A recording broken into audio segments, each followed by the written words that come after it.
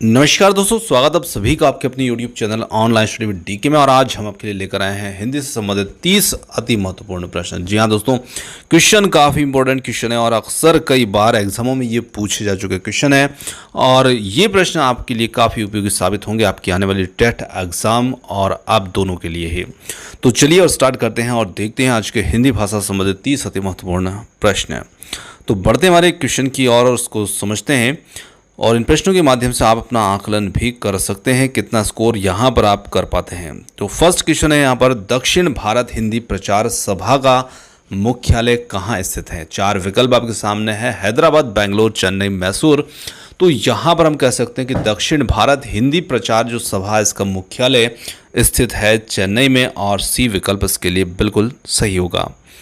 अगले क्वेश्चन की बात करते हैं। अगला क्वेश्चन है यहाँ पर, हिंदी भाषा के विकास का सही अनुक्रम कौन सा है। तो यहाँ पर हिंदी भाषा का जो विकास हुआ है उसका हमें क्रम देखना है। तो देखिए यहाँ पर जो आपको दे रखा है वही शब्द है चारों के अंदर, बस सिर्फ क्रम का अंतर है। तो यदि हम बात करें तो यहाँ पर जो पहला क्रम है पाली, प्राकृत, अपभ्रंश और हिंदी, इस प्रकार से पहला विकल्प है।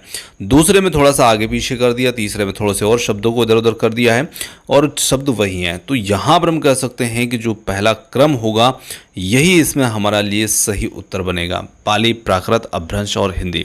तो हिंदी जो है ये संस्कृत से ही इसका विकास हुआ है, संस्कृत भाषा से धीरे धीरे हिंदी की ओर विकास हुआ है।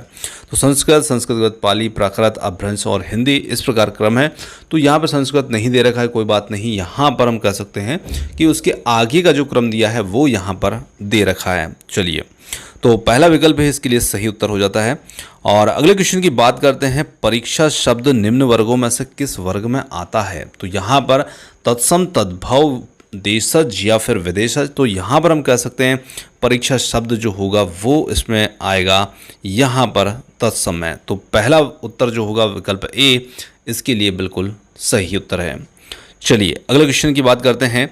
अगला क्वेश्चन आता है, मजिस्ट्रेट शब्द है। तो मजिस्ट्रेट किस प्रकार का शब्द है, तत्सम है, तद्भव है, देशज है या फिर विदेशज है। तो यहाँ पर नाम से आपको पता चल रहा है कि ये एक विदेशज शब्द है मजिस्ट्रेट, जो कि अंग्रेजी भाषा का शब्द है। तो यहाँ पर डी विकल्प इसका उत्तर हो जाता है। चलिए अगला क्वेश्चन है यहाँ पर, वर्तनी चयन का। यहाँ पर आपको शुद्ध वर्तनी का चयन करना है और 4 विकल्प आपके सामने हैं, इनको देख करके आप यहाँ पर शुद्ध वर्तनी का चयन कर सकते हैं। चारों विकल्पों के अंदर थोड़ा थोड़ा सा चेंजेस है वर्तनी का और इसमें जो सबसे सही उत्तर होगा वो होगा यहाँ पर ऑप्शन सी, जाह्नवी। ठीक है, तो जाह्नवी थर्ड विकल्प जो सी वाला होगा ये इसके लिए बिल्कुल सही उत्तर होगा।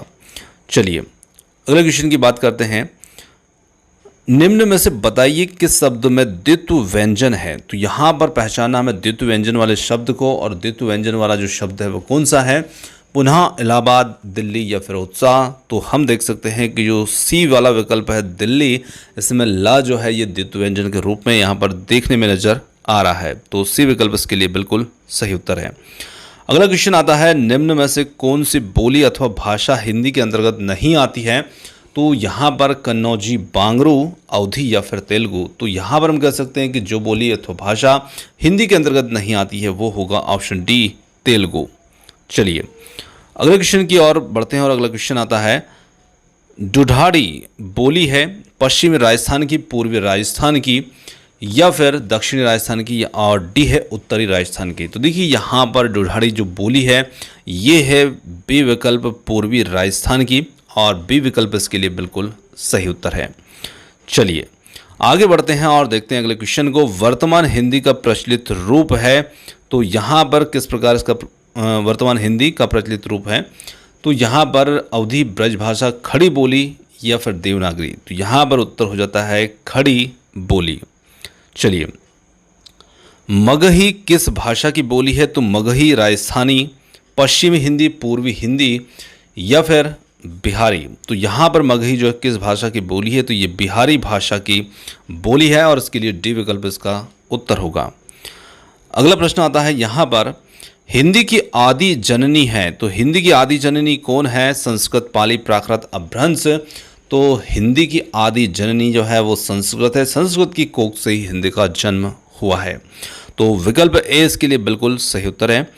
अगला क्वेश्चन आता है यहाँ पर, बहराइच, सुल्तानपुर, रायबरेली किस बोली के क्षेत्र हैं? तो यहाँ पर हमें देखना है कि बहराइच, सुल्तानपुर, रायबरेली जो है इन क्षेत्रों में कौन सी बोली बोली जाती है? छत्तीसगढ़ी, बघेली, ब्रजभाषा या फिर डीह अवधी? तो उत्तर बनेगा हमारा अवधी, जिन क्षेत्रों में अवधी बोली बोली जाती है। चलिए अगला क्वेश्चन आता है यहाँ पर, सूर्य शब्द का स्त्रीलिंग शब्द क्या होगा? सूर्यानी, सूर्या, सूर्यागी या फिर सूर्यो? तो यहाँ पर हम कह सकते हैं सूर्य शब्द का स्त्रीलिंग जो होता है वो होता है सूर्या, और बी विकल्प इसके लिए बिल्कुल सही उत्तर है। अगले क्वेश्चन की बात करते हैं, निम्न में से कौन सा शब्द पुल्लिंग है? कपट, सुंदरता, मूर्खता या फिर निद्रा? तो यहाँ पर हम कह सकते हैं पुल्लिंग शब्द जो होगा वो होगा यहाँ पर विकल्प ए, कपट। जी हाँ, कपट यहाँ पर पुल्लिंग शब्द इसमें होगा, और बाकी अन्य तीनों जो हैं स्त्रीलिंग शब्द हैं। अगले क्वेश्चन की बात करते हैं, यहाँ पर अगला क्वेश्चन है, गीदड़ शब्द का स्त्रीलिंग शब्द क्या होगा? और यहाँ पर है गीदड़िन, गीदड़नी या फिर गीदड़ी, और डी वाला है गीदड़िया। तो यहाँ पर कह सकते हैं गीदड़ी जो होगा ये गीदड़ शब्द का स्त्रीलिंग शब्द होगा, और सी विकल्प इसके लिए सही है। अगला क्वेश्चन आता है, 11वां विश्व हिंदी सम्मेलन जो था 2018 ईस्वी में, इसका आयोजन स्थल कहाँ था? कहाँ पर यह हुआ था? नागपुर, मॉरिशस या फिर लंदन, न्यूयॉर्क? तो यहाँ पर कह सकते हैं कि ये हुआ था मॉरिशस, विकल्प बी इसके लिए सही उत्तर है। भाषाई आधार पर सर्वप्रथम किस राज्य का गठन हुआ था? पंजाब, जम्मू कश्मीर, राजस्थान या फिर आंध्र प्रदेश? तो यहाँ पर राजस्थान को राजस्थान लिख दिया गया है गलती से मिसप्रिंटिंग की वजह से, तो उसको आप अवॉइड कीजिएगा, यहाँ पर राजस्थान है। ठीक है, तो आंध्र प्रदेश जो है ऐसा राज्य है जहाँ पर भाषाई आधार पर सर्वप्रथम इस राज्य का गठन किया गया था। डी विकल्प इसके लिए सही उत्तर है। चलिए अगले क्वेश्चन की बात करते हैं। अगला क्वेश्चन है, शुद्ध वर्तनी का चयन करना है। यहाँ पर फिर वही चार शब्द दे रखे हैं और जिनमें वर्तनी की त्रुटि है, इसमें से सबसे सही जो होगा उसी को हम टिक कर लेते हैं, और वो होगा पहला ही, अन्वेषण। तो पहला विकल्प यहाँ पर इसके लिए सही उत्तर है। अगले क्वेश्चन की बात करते हैं, हिंदी खड़ी बोली किस अपभ्रंश से विकसित हुई है? मागधी, अर्धमागधी, सोरसेनी या फिर ब्राचड़? तो यहाँ पर हम कह सकते हैं हिंदी खड़ी बोली जो है ये जिस अपभ्रंश से विकसित हुई है वो है सोरसेनी, विकल्प सी इसके लिए सही उत्तर है। चलिए आगे बढ़ते हैं और अगले क्वेश्चन को समझते हैं। हिंदी भाषा की बोलियों के वर्गीकरण के आधार पर छत्तीसगढ़ी बोली है। पूर्वी हिंदी, पश्चिमी हिंदी, पहाड़ी हिंदी या फिर डी है राजस्थानी हिंदी? तो यहाँ पर कह सकते हैं हिंदी भाषा की बोलियों के वर्गीकरण के आधार पर छत्तीसगढ़ी जो बोली है वो है पूर्वी हिंदी, और विकल्प ए इसके लिए यहाँ पर सही उत्तर है। चलिए आगे बढ़ते हैं और अगले क्वेश्चन को देखते हैं। अधिकतर भारतीय भाषाओं का विकास लिपि से हुआ है, किस लिपि से हुआ? तो ये हमें देखना है, शारदा लिपि, खरोष्टी लिपि, कुटिल लिपि या फिर ब्राह्मी लिपि? तो अधिकतर भारतीय भाषाओं का विकास जो है वो हुआ है ब्राह्मी लिपि से। अगला क्वेश्चन है, निम्न में से कौन सी भाषा देवनागरी लिपि में लिखी जाती है? गुजराती, उड़िया, मराठी या फिर सिंधी? तो यहाँ पर हम कह सकते हैं जो भाषा देवनागरी लिपि में लिखी जाती है वो होगी यहाँ पर ऑप्शन सी, मराठी। और बढ़ते हैं अगले प्रश्न की ओर, समझते हैं अगले क्वेश्चन को। हिंदी की विशिष्ट बोली ब्रजभाषा किस रूप में सबसे अधिक प्रसिद्ध है? राजभाषा, तकनीकी भाषा, राष्ट्रभाषा या फिर काव्य भाषा? तो यहाँ पर विकल्प डी जो होगा काव्य भाषा। जी हाँ, हिंदी की विशिष्ट बोली ब्रजभाषा किस रूप में सबसे ज़्यादा प्रसिद्ध है? तो ये काव्य भाषा के रूप में सबसे ज़्यादा प्रसिद्ध है, विकल्प डी इसका उत्तर होगा। अगला क्वेश्चन आता है यहाँ पर, विकास की दृष्टि से प्राकृत एवं प्राकृत की पूर्वकालीन अवस्था का नाम क्या है? तो देखिए विकास की दृष्टि से हमें देखना है प्राकृत की पूर्वकालीन अवस्था जो होती है उसे हम क्या कहते हैं? पाली, संस्कृत, हिंदी, अवहट्ट। तो प्राकृत की पूर्वकालीन अवस्था जो है वो है पाली। तो यहाँ पर विकल्प एस के लिए सही उत्तर है। अगला क्वेश्चन आता है, अर्धमागधी अपभ्रंश से विकसित बोली है यहाँ पर बांगरू, बघेली, ब्रजभाषा या फिर भोजपुरी? तो यहाँ पर हम कह सकते हैं अर्धमागधी अपभ्रंश से विकसित बोली जो होगी वो होगी बघेली, और विकल्प बी इसका सही उत्तर है। अगला क्वेश्चन है, निम्न में से रूढ़ शब्द कौन सा है? तो यहाँ पर वाचनालय, समतल, विद्यालय या फिर पशु? तो यहाँ पर कह सकते हैं जो पशु होगा ये एक रूढ़ शब्द होगा, विकल्प डी इसका सही उत्तर होगा। मतलब जिसको हम तोड़ नहीं सकते हैं और जिससे और नए शब्द नहीं बन सकते हैं, तो यहाँ पर ये होगा रूढ़ शब्द। अगला क्वेश्चन आता है स्त्रीत्व शब्द में कौन सी संज्ञा है। तो यहाँ पर हमें देखना है जातिवाचक, व्यक्तिवाचक या भाववाचक या फिर द्रव्यवाचक। तो देखिए स्त्रीत्व शब्द में जो संज्ञा होगी वो होगी इसमें भाववाचक संज्ञा। और ध्यान रखिएगा जिस शब्द में आपको त्व देखने को मिलता है वहाँ पर आपको ये संज्ञा ज़रूर देखने को मिलेगी, भाववाचक यही मिलेगी। तो जैसे ममतत्व हुआ, पितृत्व हुआ, मातृत्व हुआ, स्त्रीत्व हुआ, है ना। तो ये सभी जो हैं ये भाववाचक संज्ञा को ही दर्शाते हैं। चलिए आगे बढ़ते हैं अगले क्वेश्चन की ओर।